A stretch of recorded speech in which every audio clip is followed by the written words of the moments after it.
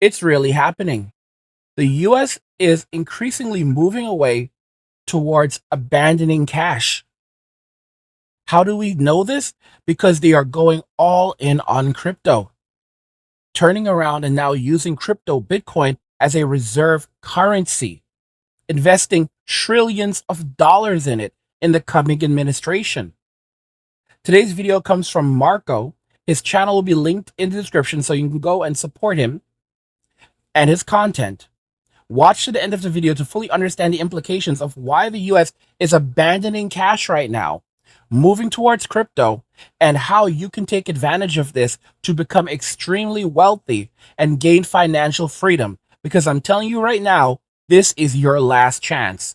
And now let's just go ahead and jump right into the video. The other thing is the proposal that I have and that President Trump has discussed about a strategic Bitcoin reserve or strategic Bitcoin stockpile, where the United States would acquire and hold Bitcoin for 20 years.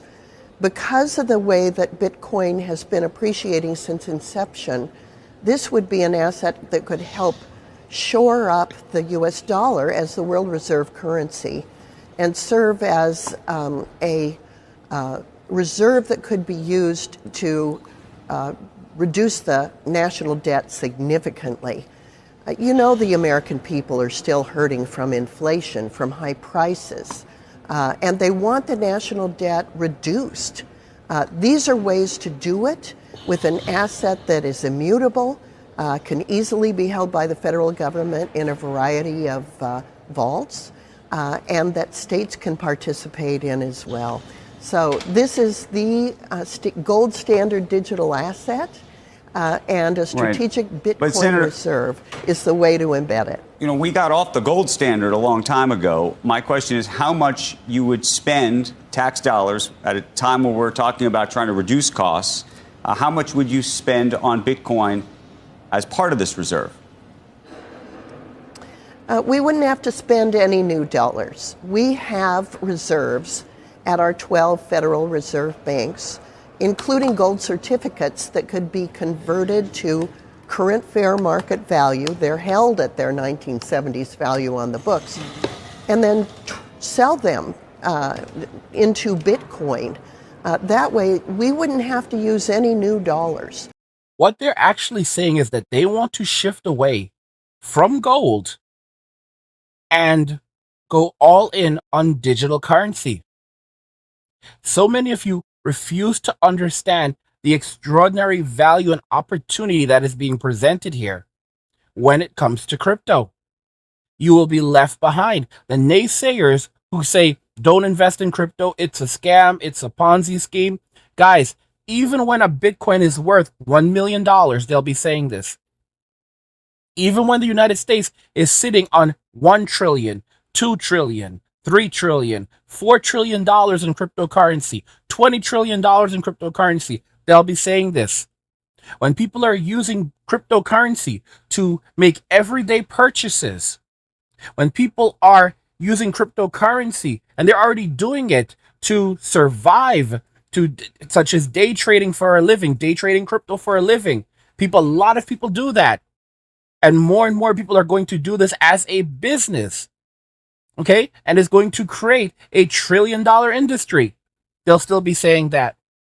You have to understand, these people that say cash is king, even as the cash around them begins to look more and more like the Bolivar, they will say that cash is king, even as their cash is completely useless. And then when that happens, these same people go absolutely ballistic. They start screaming and hollering in the streets, or they basically sit back and say, oh, I guess everything's over right now, but Bitcoin is still a scam, crypto is still a scam, blah, blah, blah, yada, yada, yada. Or they become downright hypocrites and immediately jump into crypto. Some of these crypto haters, don't be shocked if they're also holding crypto themselves or have family members that are holding crypto and they will want to get access to it. This is why crypto is so important, because they can't steal it from you. That's how these people operate. They hate on you, they hate on crypto, but they wish they could steal it when times get tough. And that's one of the greatest things about crypto. You can't just come and take it. You can't just go to my bank and take it. You can't just, you can't get access to my account. No, no, no, no, no, no, no. You can't just come to my house and steal my crypto. Doesn't work like that. If you don't have my private keys, you don't even know what crypto I have. You don't even know what wallets I have. You don't know where my private keys are stored. I can have them stored all over the world. There was a family that went all in on Bitcoin many years ago. They put all of their assets in Bitcoin and then in hardware wallets, and then they put the hardware wallets in different places in the world because they foresaw what was going to happen with Bitcoin.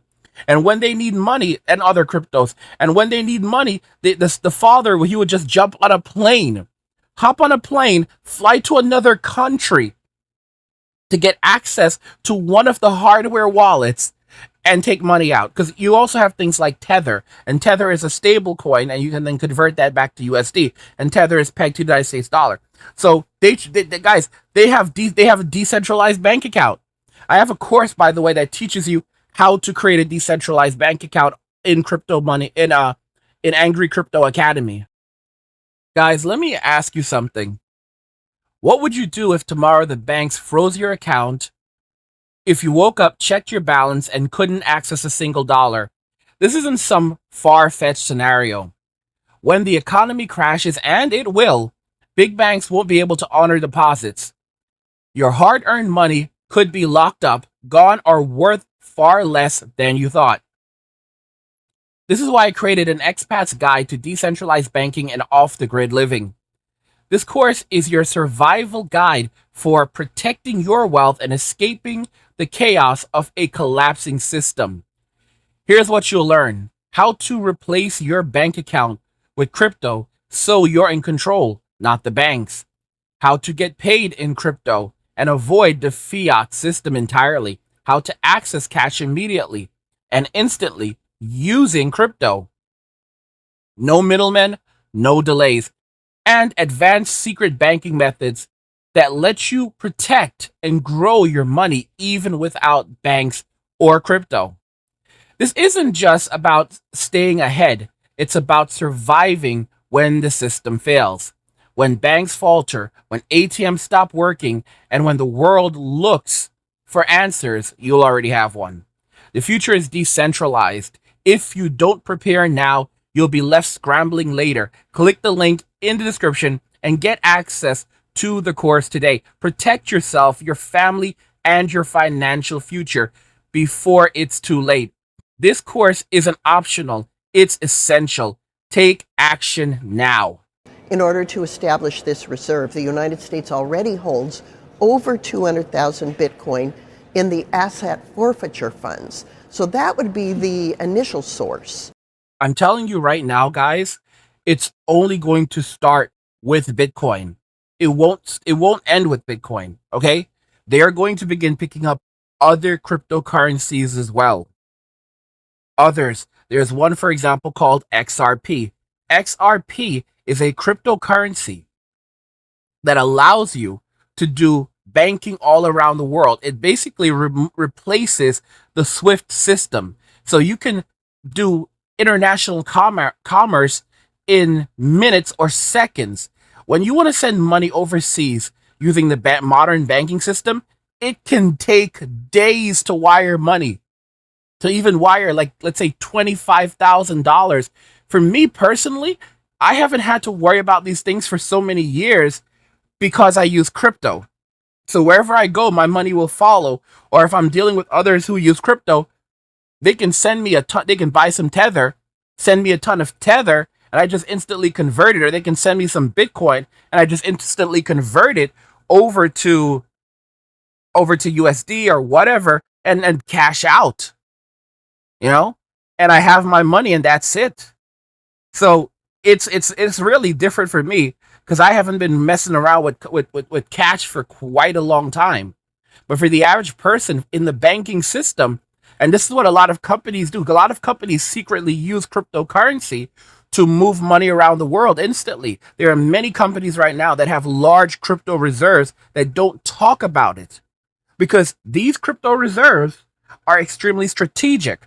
When we had the global recession in 2007, 2008, guys, there was no money. Even companies like AT&T couldn't get an overnight loan for like $100 million. Not 100, yeah, for $100 million, which is, I know you're gonna say 100 million. That's a lot of money, Angry guys. This is a $1 billion company. This is a company that's worth hundreds of billions of dollars, and they could not get an overnight loan for $100 million to do day-to-day things. For example, pay their, give refunds to their consumers, pay their employees, pay their bills. They could not get an overnight loan, all right, a 24-hour loan just to do basic operational things.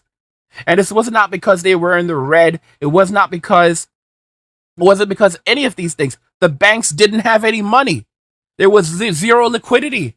And there were people taking advantage of this. I think like Warren Buffett, he took advantage of a lot of this, and he was like, okay, I'll give you guys some liquidity, but I'm going to take a big share of your company. And these companies had absolutely no choice but to hand over large amounts of their shares out of sheer desperation, or they would no longer be able to operate. And it wasn't that they were in the red. They should have had lots of money, but they had no liquidity. They had no actual cash reserves available to them. And they were screwed because all the money just dried up just like that. Because most of the money is kept in their stock. Holy cow, guys. That's why so many companies, they have secret crypto reserves. Guys, Tesla has a giant reserve of Bitcoins, massive reserve of Bitcoins. And they've had a massive reserve of Bitcoins for years.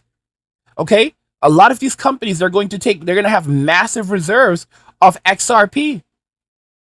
The next BRICS currency will likely be based potentially around XRP, around Ripple, because it is technology that integrates directly with the modern banking system and allows you to move transactions from one bank to another instantly, rapidly, within just a few minutes. The reason why the technology did not take off in the US is because it was basically banned. The United States government refused to determine whether or not it was actually a security or if it was just a normal cryptocurrency. And there was no regulation. Now that's going to change. And its value is skyrocketing, guys.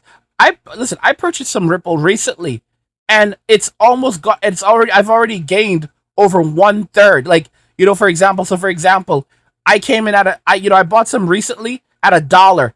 My investment is now worth $1.50. So for every dollar I spent, it's now worth $1.50. So I invested $1 and now it's worth $1.50. It's crazy. It's crazy. This is what's happening right now. So guys, you have to know what you're doing. You have to understand the system. Don't listen to these idiots who are going to be broke. These brokies, these losers, these people who don't understand the technology and they don't want to understand the technology. These are people who are going to be left behind and they don't care. They know exactly who they are. Guys, I see these people out here saying that crypto is the mark of the beast. Guys, do you notice that they say everything is the mark of the beast? Everything is the mark of the beast. Okay? Y'all, guys, the same people who are saying that this is the mark of the beast are also the same people that were, saying that, we need to protect one another and love one another back in after the events of 2020. And, if you want to take care of your community, you know what you need to do. Okay? It's about protecting one another. These were the same people pushing for that garbage. These were the same people pushing this type of garbage, but then they're talking about crypto as a scheme. These are some bad people, guys. These are bad people. These are evil people. All right? Don't listen to these people. Do not listen to these people at all. These people do not use facts. They don't care. Guys, no matter what you say to them, they will not change. And one of the biggest problems is that you are too busy listening to people who are left behind. These are the people that get left behind because they refuse to ever do anything different. These are the people who say things like, you don't need to have good credit. Okay? I have multiple houses and I have terrible credit. Okay? You don't need good credit. You don't need to be responsible. You don't need to invest. You don't need to do what others are too afraid to do. All right? Just be a good little sheep and obey. keep on trucking along with those American dollars that can barely buy anything, guys. The value of our money has collapsed, guys. It's theft what's happening. And then they just keep on printing more and more of it. And then the idiots are like panicking because they're like, stop, keep on buying keep on using the dollar, keep on using the dollar. Guys, it will become as worthless as the damn Bolivar. Okay? The Venezuelan currency. And when the Bolivar collapsed, what were they doing in Venezuela? They were using crypto. And how do I know? Because I had a friend living in Venezuela. I heard from one guy today who's over in Crypto Academy, over in Angry's Crypto Academy, linked in the description of the video. And he basically let me know that when the economy when the economy collapsed in Venezuela, he fled to Spain. So he got the F out of there. So thankfully, he didn't have to go down. He didn't have to suffer. A lot of people fled the country, but many people weren't able to get out. You need to decentralize yourself, guys, from all of this crap. Just like I push video games from GOG, GOG, I'm actually working on something right now, trying to see if I can get a little something going with GOG, because I just love what they're doing so much. GOG is a platform that allows you to download your games and own your games. They cannot take them back from you, and they are all DRM free, digital rights management. Okay? You own your games. You digitally own your games, and that's they have a lot of games. They started out as a service that was basically focused mainly around older games, and now they have a lot of recent titles on there. Tons and tons of recent titles, like day one release. It releases on Steam. It releases on GOG day one. Stalker 2, for example, is a day one release on GOG. Stalker 2 is one of the biggest games out right now. Many of you guys have not have heard of it. It's a first-person shooter. It is one of the. It's an incredible game. Evidently, there's like no DEI in it. They want you to just enjoy the game, and it's available on GOG. It's available in like all the different editions, deluxe edition, all that other crap, ultimate edition, whatever. But they're all available on GOG. And when you purchase it on GOG, you can download the offline installer, and you own this file. Now, obviously, you're not supposed to do this, but you could send it to a family member if you wanted to, and they couldn't stop you from doing that. It basically operates on trust. And guess what? It works out well for them, because what they have discovered is that most people don't want to waste their time with piracy if they can avoid it. If they can pay for their games and know that their games are safe, their games are not, they don't have malware hiding in it, and they can easily, get easy access to them. Most people are going to pay for their games, and they're not going to hand them out to other people. Oh, you want a copy of this game? You can go pay for it yourself. Okay? I worked hard to pay for my game. Guys, I worked so hard for my stuff. Why am I going to give it to this jerk? Oh, my friend's like, oh, let me get a copy of that. Why the hell am I going to give it to you? I spent $70 for this game. Why am I giving it to you? All right? For free. Because we're friends, man. No, I don't think so. All right? If you want it, you can go pay for it yourself. Most people have that attitude. Most people are not going to go and hand it out to their friends and their buddies. A lot of people don't even have friends today. That's the truth. So it's basically a form of decentralization, because you're not tied to the platform like you are with Steam. They can't take your games away from you like they do on Steam. There's literally no reason for people to be using Steam right now. A lot of people are addicted to the multiplayer aspect of it. You can get that on GOG too. Is it much larger on Steam? Absolutely. But guess what? You don't own anything on Steam. People are constantly having their games snatched away from them on Steam. All right? Steam is an online platform. If it's constantly connecting to the internet, and if you cannot connect, then basically it doesn't matter if you have the game files or not. There's a DRM in there, Steam DRM in there, that basically will disable the game. All of your games. How many people have like libraries that they've spent $20,000 on in games on Steam, and you don't own anything? And while everyone likes Gabe Newell, the guy who's the founder of Steam, he's eventually going to leave the company. Bro is like in his 60s now. He does not have an extraordinarily long time left. Maybe he'll be there up to 70 or even 80. But guys, the company will eventually get sold. He'll eventually get passed away, or just leave the company. He may even leave the company by 65 and say, you know what, he wants to go do something else and just chill. And then Microsoft or an evil Sony will step in. They're both evil, or whomever investment firm. They'll buy it out, and they'll let the consumer know you don't own anything, or we'll give you 1 free year of access, but you're gonna have to start paying to access your games the way you did on Google Stadia, because they're not your games, and you were told they were not your games. All right, you know who's gonna be laughing at you? I'm gonna be laughing at you. I easily spent over $3,000 just this year on Steam, and then I found out, hey, you don't own anything. They can take it away from you. I did not fully understand these things, and now they give you a message that tells you you don't own anything at checkout. You don't own these games. You're just purchasing a license that can be taken away from you at any time. Okay, so and so now I get my games from GOG, and if it's not on GOG, I usually don't purchase it. There's some games I may purchase on Steam if it's like this is the only way to get it, but every game I purchase on Steam, I treat it as a long-term rental. Okay? I treat it as 100% a long-term rental. If you want to check out GOG, it's GOG.com. I'm trying to work on a little something with them. We'll see if it'll come true. We'll see if GOG, we'll see if they want to work with Uncle Angry. Even if they don't, it's no love lost, But I'm trying to see if we can get a little something going with GOG, and help each other out, because I just love GOG. And one thing I don't like is I don't think that, like, I see a lot of these YouTubers who are in the gaming community, and they're crying and hollering and screaming about being taken advantage of by these evil companies that are basically don't want you to own anything, and then they will never use the word GOG because they are Steam addicts. They are 100% Steam addicts. They are addicted to the convenience. They're addicted to being able to easily install mods. They're addicted to the curators. They're addicted to the community. And because of they're addicted to the multiplayer aspects and that are provided, and because of all of the convenience, they refuse to accept you don't own your games. And isn't the purpose of purchasing games to be able to actually own your games and always access your games versus worrying about multiplayer and achievements? Because there are so many people who only play these games because of achievements, and if you can't access Steam achievements, they lose interest in the games. I love Hollow Knight, and you're telling me that you don't like the game anymore if you don't get access to the achievements where, oh look, you got a trophy for this, you got a trophy for that. All right, if you're not getting that steady dopamine hit, you don't like the game anymore. There's so many of these idiots out there. And then when they're live, when something happens, Steam goes down, they can't access their games, or someone buys it out, and they're like, yeah, you're going to have to pay to do this now. We're just going to be changing the model as well. They're going to just basically throw a hissy fit and go on a complete rant across the internet and think they're going to get their way. Like these companies actually care. These companies are evil, evil, evil, evil, evil.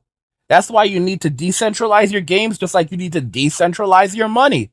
Guys, this is your last chance to gain financial freedom. The crypto market is heating up, and the chance to create life-changing wealth is slipping away fast. Bitcoin may already be out of reach for most, but there are 5 hidden cryptocurrencies poised to explode 100 times or even 1,000 times in the coming bull run. These coins are flying under the radar now, but not for long. This is your chance to act before the masses wake up. Governments and corporations are gearing up for the next crypto revolution, and those who position themselves early will reap the rewards. These 5 game-changing coins have the potential to turn a small investment into generational wealth. At Angry's Crypto Academy, we break down the exact cryptos to hold, why they're set to soar, and how you can secure them with minimal risk, even if you're new to crypto. The clock is ticking. These opportunities won't last long, and missing out could mean losing your chance at financial freedom. Don't wait. Discover the top 5 cryptos to own before it's too late. Click the link in the description to read the full blog and start your journey to wealth today. Hey everybody, welcome back to Whiteboard Finance. My name is Marco and I'm here to help you master your money and build your wealth. In today's video, we're going to be talking about the potential United States Bitcoin Strategic Reserve. Our country has oil reserves, they have food reserves, they have a bunch of different types of reserves, but this is something that's gaining traction. I think it's a huge asymmetric opportunity if it does come to fruition. So we're going to be talking about this from a perspective of a way out of national debt, but we're also going to be talking about what it's going to do to the price of Bitcoin. So what are strategic national reserves to begin with? So they're a stockpile of certain materials that are held back from normal use by governments for a particular strategy or to help deal with unexpected events. So if you take a look at this picture off to the right, you may have to watch this on something bigger than a mobile device, but you have here the year established. So from the 1930s, we had a strategic grain reserve, then a strategic cheese reserve in 1933, U.S. gold reserves in 1934, strategic petroleum reserves in 1974, strategic national stockpile of 1999. This is from the Department of Health and Human Services. And then finally, will we see a strategic Bitcoin reserve? So just to give you some perspective, the Federal Reserve also holds various assets such as gold certificates, foreign currencies, and U.S. Treasury certificates. So this would be something like almost... you'll see here later in the video. It's almost a play of how to reduce national debt, but also how to actually strengthen the dollar and make it more legitimate than it already is. So what is a strategic Bitcoin reserve? So in July 2024, right here is a screenshot from Senator Lummis's proposed bill. That bill is called the Bitcoin Act. Excuse me, Act, not bill yet. So what that stands for is boosting innovation, technology, and competitiveness through optimized investment nationwide. Basically what they're saying is they're going to have a Bitcoin purchase program. We're not going to buy more than 200,000 Bitcoins per year over a 5-year period, but trying to get to a total acquisition of 1 million Bitcoin. So let that sink in. I think right now the United States, just from certain seizures and illegal activity, they have about 200,000 Bitcoin right now currently held. If you look at a country like Germany, for example, they just auctioned off or sold their Bitcoin at market. This may actually be the start of something getting closer to 1 million Bitcoins if this were to go through. So all Bitcoin acquired through this program should be held for a minimum of 20 years, and no Bitcoin may be sold or disposed of for any purpose other than paying off the federal debt. That's kind of what this video is going to be about, and we're getting here in a second. So if we go to her screenshots, this was November 6th. This was after Donald Trump became president-elect. So she's saying that we're going to build a strategic Bitcoin reserve. The future is bright. This has 6.6 million impressions with 83,000 likes and 18,000 retweets. That's huge for Twitter or for X. So Anthony Scaramucci, this was about a day ago. He said, time to focus on something the market isn't completely understanding. By the middle of next year, if Cynthia Lummis has her way, the U.S. will have a strategic Bitcoin reserve. It will force other central banks to do the same. So what you guys need to understand is game theory. And I'll talk about a couple of my tweets here later in the video. But if you have two countries, which we'll talk about later in the video, I don't want to jump outside of the presentation. Basically, what's going to happen is if one country starts to have a strategic reserve of something, other countries are going to begin rushing to do the same. If countries start to see that the United States is setting up a strategic reserve of cryptocurrency, they're going to then rush also to purchase these cryptocurrencies or go as far as trying to seize them from the public. Yeah, this is, guys, China will do it. Every country will do it. Even though China may not want you actively buying and selling, you can still use crypto in China, and people actively use crypto in China to do different things in China, to buy things in China. It's just actually buying and selling crypto itself. But the fact is that they're going to witness us doing this, and they're going to say, okay, well, we need to get a crypto reserve as well. We need to buy Bitcoin as well. Oh, Bitcoin is, for many of them, they're going to say Bitcoin is way too expensive. What else can we invest in? And there are a variety of other coins as well that are going to be skyrocketing alongside Bitcoin. Some of these are going to literally be right alongside Bitcoin, and they're going to go up in value to $10,000 a coin, $100,000 a coin, $500,000 a coin. Bitcoin is headed to $10 million a coin. I'm telling you guys right now, Bitcoin is headed to $10 million a coin. It's already at roughly 100K. And that is before the United States starts to stockpile it. And boy, oh boy, are they going to start stockpiling Bitcoin. They're going to start stockpiling XRP. and a variety of other cryptocurrencies that I have mentioned in the academy that you can go and check out in the academy. And there's a link in the description so you can go and check that out and find out what those are. If you don't know anything about crypto as well, we teach you everything you need to know in the academy so you can begin investing in cryptocurrency. But guys, this is a once in a lifetime opportunity. Don't be like the jerks who are basically laying around and acting like, you know, it's a scam, it's a scheme, and blah blah. Guys, let these people get left behind. Let them go be homeless. Let them go live in the woods with the bears, with Yogi and Boo Boo, and figure that out for themselves. All right. Don't be one of those idiots that gets left behind. This is 100% your last chance. All right. 100% your last chance. It's not going to come again. You're not going to get this opportunity again, guys. It's really happening right now. What do you guys think regarding everything we discussed here today? Do you agree that cryptocurrency is not only going to become the reserve currency in the US, it's going to become very much a reserve currency in the rest of the world.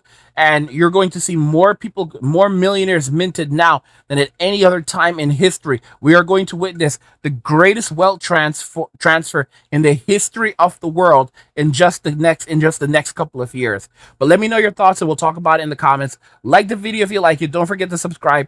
And if you like the video, share the video. And just remember that all roads lead to MWA, men walking away. And cheers.